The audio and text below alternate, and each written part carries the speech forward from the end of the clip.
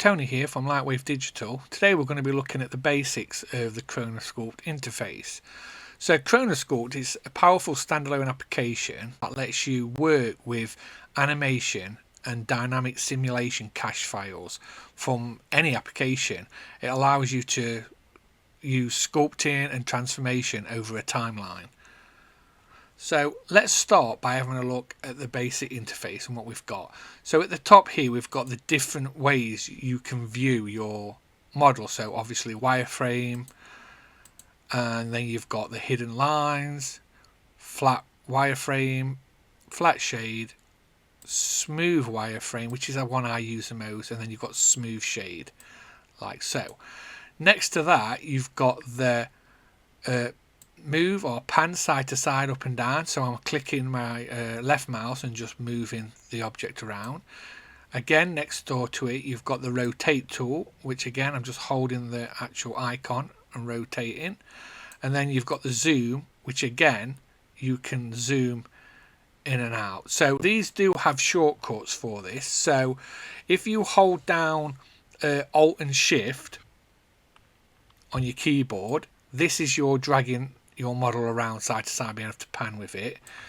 If you hold down the Alt key and then just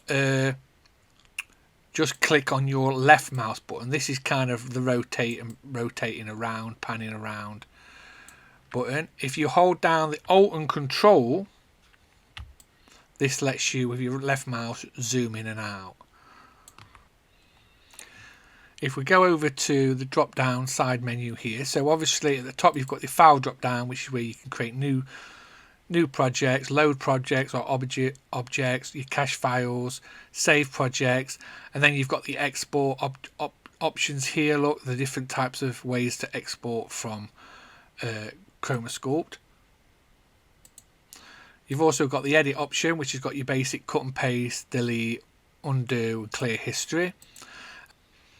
So looking down all the tools, the Sculpt tool, this is probably the most used tool that you'll use. It's a bit like the ZBrush brush tool. With each tool you also get the size, the strength and the hardness, and when you go over it, if you right mouse click, you can decide on the area of influence.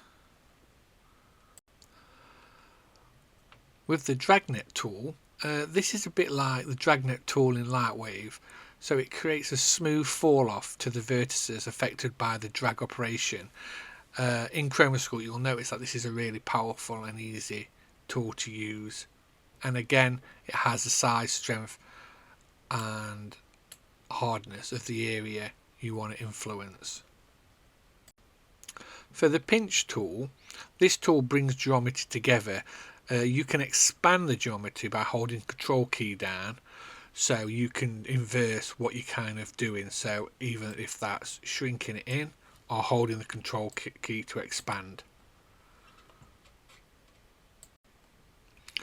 With the bulge tool you get the gizmo handles. You need to pull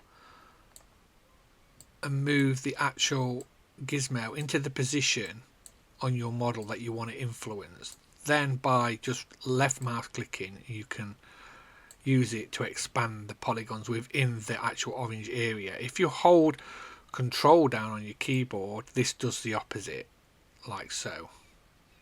And again, using your right mouse you can expand the area, or you can use the numerical options at the top here. With the erase tool doesn't actually erase polygons. What it does, it erases the deformation of objects. So for instance, this one we have kind of expanded it. If I was just to kind of do this to it and then go to the erase tool, what this will do, it will slowly bring it back to the original image where the polygons originally were, again using the size, strength and hardness. So this is quite a cool little tool that lets you again kind of erase your history back to its original. For the pin tool, this is used for like explosions, and when you've got debris that lands on the floor or moves in a certain way you don't want, and what you can do is you can use the tool a bit like a brush tool and you can pin different parts of your scene to stop moving over a certain amount of time. And again, if you hold shift, this will deselect the ones that you've actually selected if you wish. The smooth all option is an algorithm to let you smooth out the object in different ways. So for instance, if I was to click the smooth all, leave it with the default settings, and it smooths out the object. So if we undo this, if we go back to smooth all, and this time for the iterations we put 10, it smoothed it out in a stronger way, like so, which again is quite cool. For the transform tool, that's very similar to the one in Lightwave, where you've got your arrows to move your object, like so. You've got your stretch, and then in the center you've got your size, and if you've got multiple objects you can jump between the multiple objects. So for instance, this has got actually a separate object as a teeth, so we can actually enlarge single teeth or large teeth within this. And remember, when all these tools here, yes, you're sculpting into the object, but you're actually sculpting on a timeline, so these are actually animated as you're doing them, and you can decide on how long or short those animations are by manipulating the timeline. When you're manipulating and using any of the tools, you do have the symmetry option. So if I was to turn on the X, and let's say I just used a dragnet and I wanted to manipulate the claws, I can manipulate them. Again, feet, bring them in if you wish. I can come around here and manipulate certain bits, and it will do on the opposite axis of your object. And again, remember, it's doing this on the timeline for you as well. Under the object properties, you've got three options here. You've got select object. This allows you to click on a different object in your project rather than just using the Control and Tab shortcut or switch object file menu option. The keyboard shortcut for this is Shift and S. You've got cycle object, which switches between objects in your project, and again the shortcuts Control and Tab. And then you've got the remove object, which deletes an object from your project. For your view options, you've got fit all, which shortcut is A, like it is in Lightwave, to fit your whole scene in the viewport. You've got fit selected, so if you've got separate parts and you had selected one and you wanted to just concentrate on that area, it will zoom in on that area. And then you've got your reset view, which will reset it to the initial display.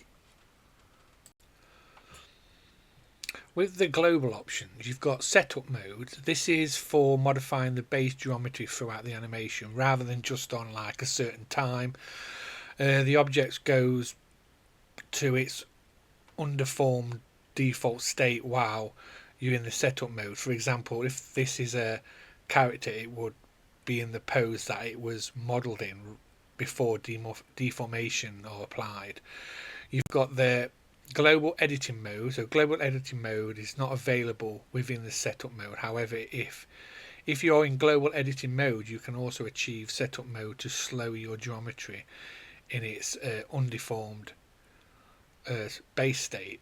Global editing mode is similar to setup mode, but you can edit at any point in the timeline and see how the deformation of your object will be affected by the modification rather than only seeing the undeformed object. Tablet mode changes cursor position from relative to absolute for use with graphic tablets. When you've actually done a sculpt on your object, down here what you get is you get your clip properties, which is basically how you use your ease in and ease out. So obviously when you're on these tools and you start doing your kind of animation and you're animating your timeline, you can then manipulate how it eases in or eases out in your timeline, like so, using the in and out options. The timeline is at the bottom of your screen. There can be 3 different colour lines within this timeline. The first shows the keyframes for the morph in yellow. The second indicates pinning in red, and the third is your geometry cache loaded, which is in blue. Keyframes can be moved in a timeline by clicking on their central dot and dragging them to where you want them. Holding shift will allow you to drag fractional keyframes just as with navigation. The slider at the bottom can be resized to only view part of a longer scene by dragging on the arrows at either end. When smaller than the scene length, it can be repositioned in the scene by dragging on the center portion of the slider. The transport controllers is really straightforward. So the first one is to start from the beginning, to the start frame. The next button is to go to your previous keyframe.